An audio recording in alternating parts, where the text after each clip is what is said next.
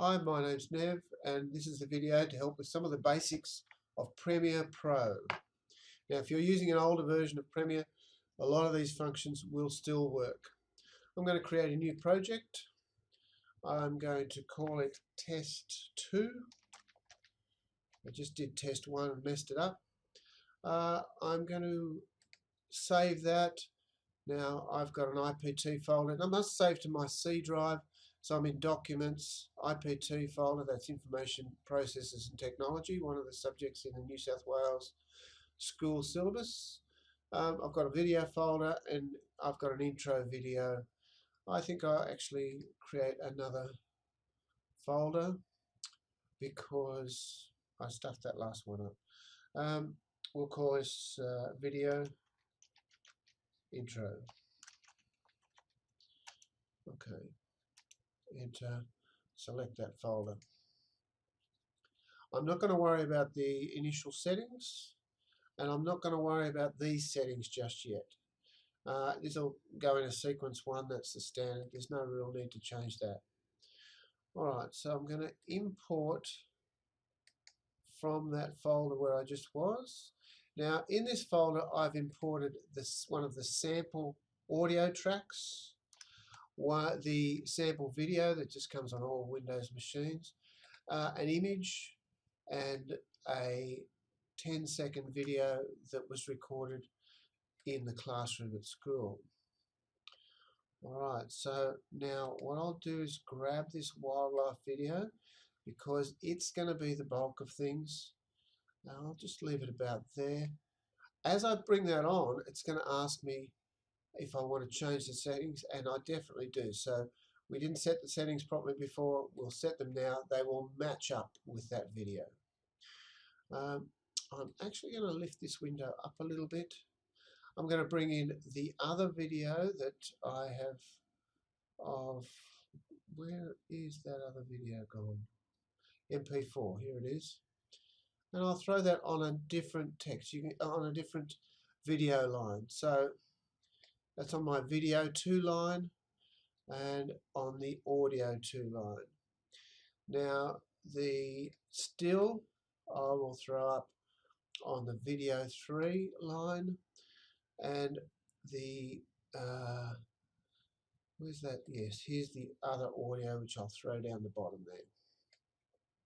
Now that audio is much too long. It's right out there. Now, by the way, I can stretch or compress my timeline using the using this bottom bar, and I can bring that audio right back to line up with the other. Now I can make that quite large. All right. Now, as we're out here, which is it that's going to be shown on the screen? Now, there's the image. If I were to have this one up top, then it would show whatever's on top. So the way this timeline works is the thing on the top gets the priority. Okay, so that's me in the classroom. Now let me muck around. In fact, I think I want this video up the top, so I'll just throw that over there for a minute so I can grab it. Might throw that one down there, throw this one up the top there, and I've got 3 audio tracks as well. I'll leave my wildlife audio. Somehow I've chopped off the first little bit of my video. By the way, I can do Control Z, Control Z. There, that's where I lost the first bit of my video. So I'm going to throw that video up there now, and we'll throw the classroom video further down. So now you can see that the wildlife video is going to take priority over everything. I'm going to just double click on this wildlife video up here. I'm going to go to the effects. I'm going to go to opacity, and I'm going to come along to just before our wind farm here, and I'm going to put in a keyframe, and then I'm going to go just after the wind farm and put in another keyframe, and here I'm going to bring the opacity right down to 10%. So, and tab, watch what happens. So that right now, instead of watching the video, we're going to fade in and look at the image. Now, if I were to, I might just move that up a little more. If I were to raise, why can't I grab that video line and raise it up? In this case, I can split the video up here, yeah. You will see that we now have two keyframes, and we can see the opacity on top of our video line here. Now, on Premiere 2014, you have no manipulation down here. All the manipulation has to be done up on the effects controls. Okay, so we're now looking at the wind farm, and then we want to get rid of the wind farm as well. So let's just open that up. Let's double click on the wind farm. Let's go to the effects control, same again, opacity, and let's the wind farm, yeah, so we'll drop that off now. Keyframe there, we'll go along a little further, another keyframe there, and now we can drop that down to 10, and if we play, I'm hitting the space bar to play, but it's not working. So we've now got the classroom. Let's just run that through again. We've got wildlife, we've now got image, and now we've got short video. So again, if I open up here on Premiere 2014, you'll have to, yes, there you go, you can drag that up and down. So you get an even more stark vision of the opacity. Now I can slide my videos up and down like this. Now we can do exactly the same thing with the audio. So with my wildlife audio, I can, that line there is my volume. So I'm going to double click on it. I'm going to go up to the effect control, and this time I'm going to look at volume. Let's open it up and let's have a look. So at the moment we're running on our wildlife volume, and we probably want to keep on our wildlife until we get to the sound for that video there.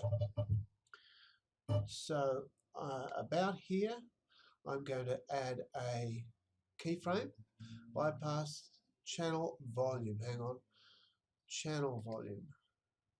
Let's just see what that's about. Left and right, bypass. I think we can do it in this one here. Let's put in a keyframe there. We'll go a little further to there. We'll throw in another keyframe, and we'll drop our volume right back to about there. And let's see what that sounds like. Now again, I can exaggerate the view of that here, and we should see our volume. Okay, we're now hearing kalimba. For the moment, I'm going to put that kalimba volume right down. We'll get rid of it. Channel volume, sorry, main volume, level,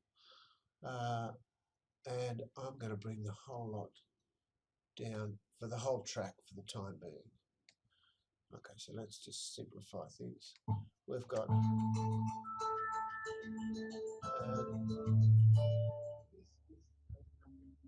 okay. Now the volume in this video is very faint. So I think what we have to do, double click, effects, volume, and level, get a look at it here. And in this case, I want to bring that volume up. So let's run that now and see. As I move that up there, we should see the yellow line down here go up and down. No, we don't. Anyway, let's see. Yes, we do. Yeah. Okay. Let's run it now. So here we're going to lose opacity, we're going to lose opacity and lose volume.